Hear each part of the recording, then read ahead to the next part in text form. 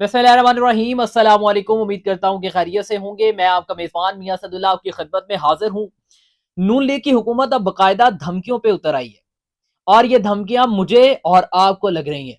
और कहा यह जा रहा है कि अगर हुकूमत पाकिस्तान वज़ीर आज़म शहबाज शरीफ 110 रुपए भी पेट्रोल महंगा कर देते तो आपकी औकात क्या है कि आप पूछ सकते हैं हमसे, सवाल कर सकते हैं हमसे, हमें रोक सकते, अब क्या कर सकते थे अगर 110 रुपए भी महंगा कर दिया जाता।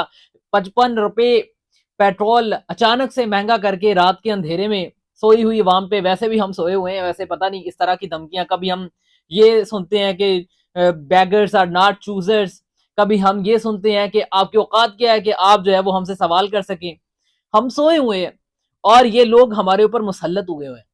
ये कहते हैं कि आप होते कौन है। अब ये शमाइला राना साहब, ये जो है वो, अब इनका आप माजी उठा के देखें, ये जो धमकियां लगा रही हैं ये खुद चोरी के मुकदमे में मुलव्वस थी जनाब। ये खुद चोरी के मुकदमे में मुलव्वस थी और इन पे मुकदमात हुए थे। और अब आकर ये खुलेआम टीवी पे बैठ के, जबकि तब 2009 की, आज से 17 साल पहले की बात है, तब जो है इनसे इस्तीफा मांगा गया था। और आज जो है वो ये बातें कर रही हैं कि आप होते कौन है। यानी आप अपने ऊपर चोरी का मुकदमा लेकर बैठी हैं, आप किस मुंह से बात कर रही हैं। आपको कौन इख्तियार देता है कि आप, वो लोग जो आपको चूज करके यहां लेके आते हैं, जो कि आप इस दफा आए भी नहीं है, मुसल्लत हुए हैं हमारे सरों पे, और आप कहते हैं कि होते कौन हो तुम लोग हमसे पूछने वाले। अवाम की ताकत सबसे बड़ी ताकत होती है। सल्तनत और हुकूमत सिर्फ अवाम की ताकत से चलती है। शायद आपको ये नहीं पता। आपको ये लगता है कि पता नहीं आपने सारी उम्र यहाँ पे रहना है, आपने पता नहीं आपकी जिंदगी फना होने वाली नहीं है, जो आपने सब हमारे ऊपर जो है पाकिस्तान की अवाम के ऊपर मुसल्लत होकर रहना है। ऐसा बिल्कुल नहीं है, ये आपकी खाम ख्याली है। यही अवाम जो है जिसको आज आप गालियां दे रहे हैं, रोंद रहे हैं, कल यही आपके हक में भी खड़ी थी। याद करिए, जरा याद कीजिए अपना पीछे वाला वो जो बैकग्राउंड है नून लीग का। बहुत आवाम आपके साथ भी खड़ी थी, लेकिन आज आपने अपनी इन्हीं हरकतों की वजह से ऐसे अल्फाज बोल बोल के अवाम को अपने खिलाफ कर लिया है, और ये ग्राउंड रियलिटी है। अब मैंने आपको पहले ही ये खबर दे दी थी कि ये पेट्रोल का बॉम्ब गिरने वाला है हमारे ऊपर, और तेल जो है वो बढ़ेगा, क्योंकि ईरान वाला मसला जो है वो हमारे सामने है। अब नया हार्बर्स बंद कर दिया गया और हमारे पास कोई दूसरा रास्ता भी नहीं है तेल लाने का, यहाँ पे वहीं से हमारा तेल आता था, और ऊपर से हम धमकियां भी दे रहे हैं ईरान को।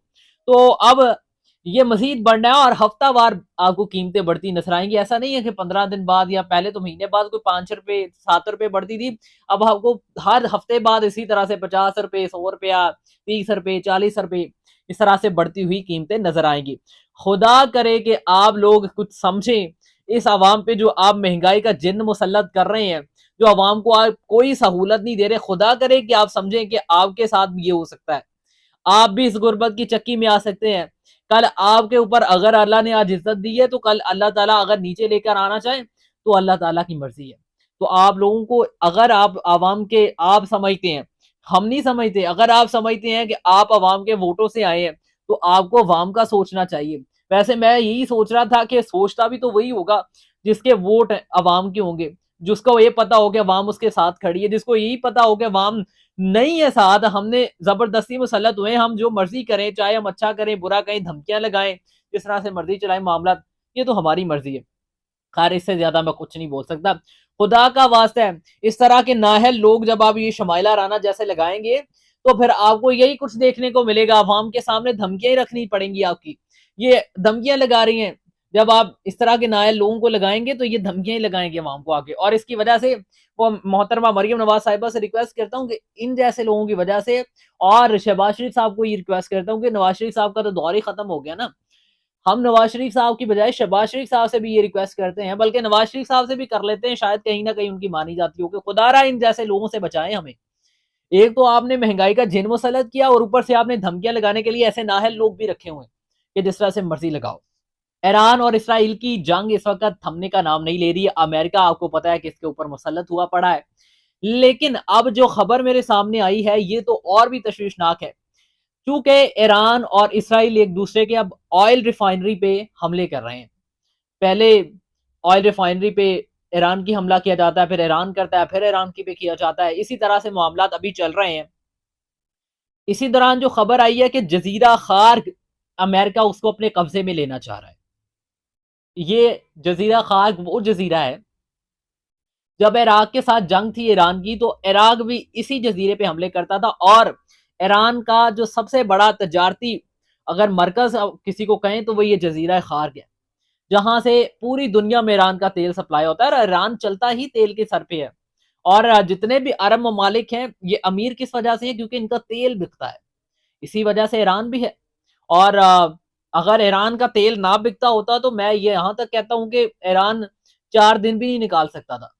लेकिन ईरान अगर खड़ा है तो उसके पास इकोनॉमी पैसा है। और दूसरी जानिब अब ईरान के जो पासदारान इनकलाब के सरबराह हैं उन्होंने कहा है कि ईरान 6 माह तक भी जंग करने के लिए तैयार है। जबकि दूसरी जानिब जबकि ये ईरान ने कहा है, तो दूसरी जानिब अमेरिका जो है वो भी 2 हाथ आगे है। अमेरिका की जानिब से जो है वो ये खबर सामने आती है कि अमेरिका ने ईरानी यूरेनियम को कब्जे में लेने के लिए स्पेशल फोर्सेस ईरान भेजने पर गौर शुरू कर दिया है। आपको पता है कि हमारी पाकिस्तान की सबसे बड़ी सलामती और हमारे पाकिस्तान की तरफ कोई दुश्मन मैली आंख से क्यों नहीं देखता?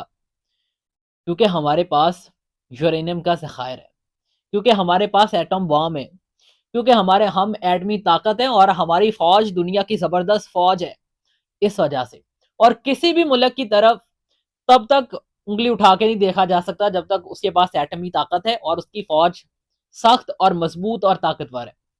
दो चीजों का होना बहुत जरूरी है, फौज का ताकतवर होना और उसके साथ साथ एटमी ताकत। अल्हम्दुलिल्लाह पाकिस्तान के पास दोनों है।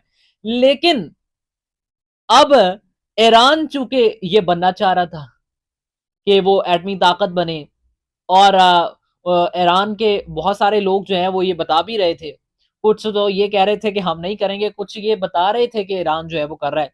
और अमेरिका बार बार इस पे इसरार कर रहा था कि एटम बॉम्ब नहीं बनाने देना। क्यों नहीं बनाने देना? क्योंकि ईरान सिर्फ वाहद मसला एटम बॉम्ब बनाने का नहीं है, एटमी ताकत होने का ईरान का नहीं है।